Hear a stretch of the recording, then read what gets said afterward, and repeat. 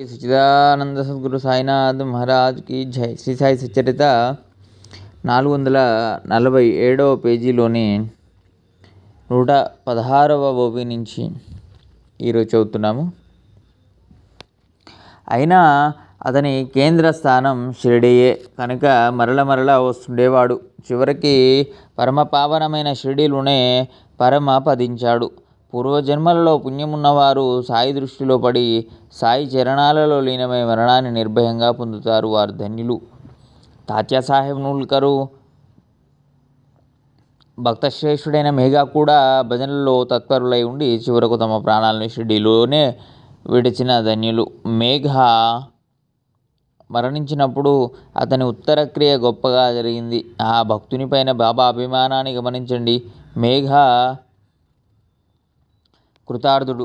భక్తులంతా వెంటరాగా గ్రామస్తులు మేఘాను శ్మశానానికి ఊరేగింపుగా తీసుకుని వెళ్ళినప్పుడు వారి వెంట బాబా కూడా వెళ్ళి మేఘాపై పుష్పాలను కురిపించారు. శవ సంస్కారం అంతా జరిగాక మాయలో చిక్కుకున్న ఒక మానవుని వలె దుఃఖించి కళ్ళనీళ్లు పెట్టుకున్నారు. ప్రేమగా బాబా తమ చేతులతో శవాన్ని పూలతో కప్పి దీన స్వరంతో శోకించి వెనుకకు మరలి వచ్చారు. మానవులను ఉద్ధరించే సాధువులను అనేక మందిని చూశాం, కానీ సాయిబాబా యొక్క మహిమను నేనెంతని వర్ణించను. వ్యాఘ్రం వంటి క్రూర మృగం మానవుని వలె జ్ఞానం కలిగి ఉంటుందా? అది కూడా వారి చరణాలను ఆశ్రయించింది. అది అమోఘమైన బాబా యొక్క లీల. ఈ విషయంలోని ఒక రమ్యమైన కథను శ్రద్ధగా వినండి. సాయిబాబా యొక్క సంభావం, వారి సర్వవ్యాపకత్వం బోధపడుతుంది. షిరిడీలో ఒకసారి ఒక చమత్కారం జరిగింది. బాబా నిర్వాణానికి 7 రోజుల ముందు ఒక ఎద్దుల బండి వచ్చి మసీదు ద్వారం వద్ద నిలబడింది. దానిలో వెనక పక్క ఒక భయంకరమైన వ్యాఘ్రం దాని మెడ గొలుసులతో గట్టిగా కట్టబడి ఉంది. దాని మొహం భయంకరంగా ఉంది. దానికి ఏదో బాధ. దాని తాలూకు వారు ఎన్నెన్నో చికిత్సలు చేయించి అలసిపోయారు. సత్పురుషుల దర్శనం మంచిదని వారికి అనిపించింది. ఆ పులిని ఆడించేవారు 3. ఆ పులి వారి జీవనాధారం. వారు ఊరూరు తిరుగుతూ పులిని ఆడిస్తూ బ్రతుకుతున్నవారు. షిరిడీ ప్రక్కగా తిరుగుతుండగా బాబా యొక్క లీలలు వారి చెవులలో పడ్డాయి. బాబా దర్శనం చేసుకుందాం, పులిని కూడా అక్కడికి తీసుకుని వెళ్ళాలి అని అనుకున్నారు.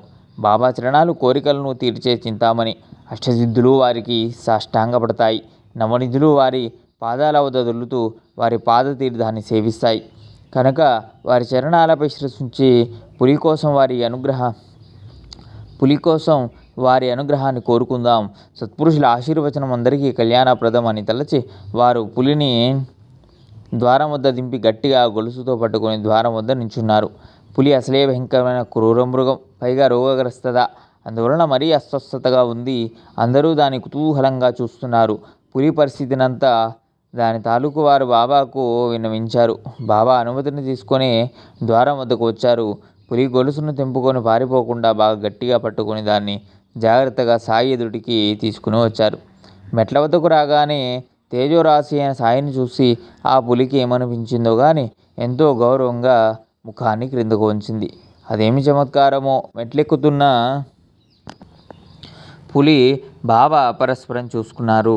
పులి బాబాను ప్రేమగా చూస్తుంది, అంతే. వెంటనే తోకను పైకెత్తి ముమ్మారు భూమిని కొట్టి సాయి చరణాలయందు శరీరాన్ని వదిలి నిశ్చేష్టగా పడిపోయింది.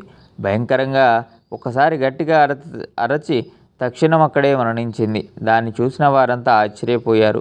దాని యజమానులు దుఃఖపడ్డారు.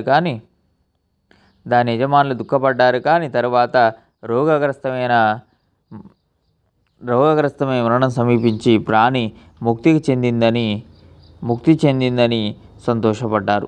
సాధు సత్పురుషుల సమక్షంలో ప్రాణం పోవడం గొప్ప పుణ్యం. క్రిమి కీటకాలు కానీ వ్యాఘ్రం కానీ వాని పాపాలన్నీ పోతాయి. ఏదో పూర్వజన్మ రుణం తీర్చుకోవడానికి సాయి చరణాల వద్ద శరీరాన్ని వదిలి రుణం నుండి విముక్తి పొందింది. ఇది విధి యొక్క అఘటిత లీల. 144వ ఓవి నుంచి మరొక వీడియోలో చదువుకుందాం. సాయినాథ్ మహారాజ్ కీ జై.